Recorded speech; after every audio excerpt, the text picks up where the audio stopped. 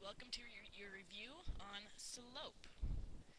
Just so you remember, slope just describes the steepness of a line. It's calculated by finding the change in rise,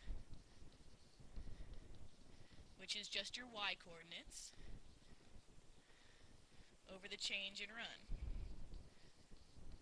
which is just your x-coordinates. Okay, most people memorize this as rise over run, but it's really the change in rise divided by the change in run.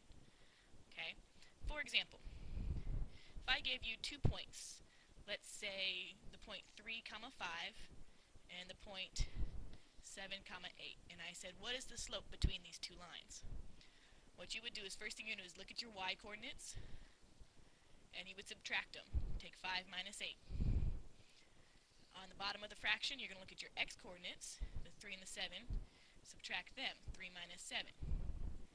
You're going to end up with negative 3 and negative 4, and that is just 3/4. The key to slope is making sure you do things in the same order. The 5 was from the first point, the 3 was from the first point. We used those together.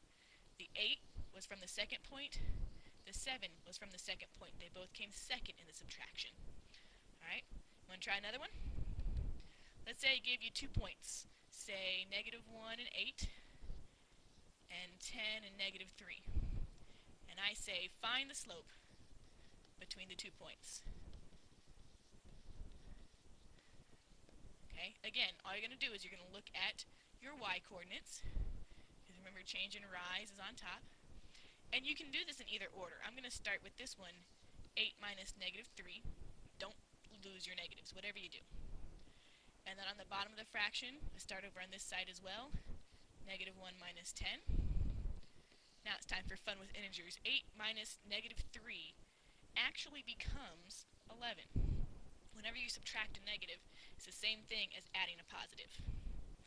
And on the bottom, I've got negative 1 minus 10 becomes negative 11.